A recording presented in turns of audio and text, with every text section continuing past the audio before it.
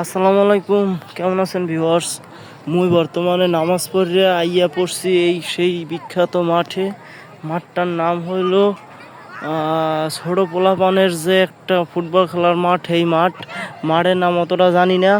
এই দেন পোলাপানে কত সুন্দর করে ওই গোল মারছে, বলে গোল দিয়ে বলে চিল্লা চিল্লি হওয়া লাগে, এই চিল্লা চিল্লি হারতেছে। দেখতেছেন আমরা দেখতেছেন, মুইও দেখতেছি। এই কুলেও ফুটবল খেলা চলতে আছে। ওই দেখেন সূর্যের ফিরনে আইতেছে, পুরো আন্দার আন্দার।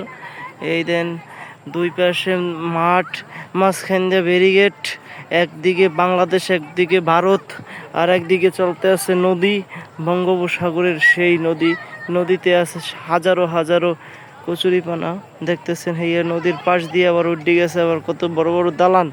দেখতেই পাচ্ছেন আমরা, দালানের অভাব নাই।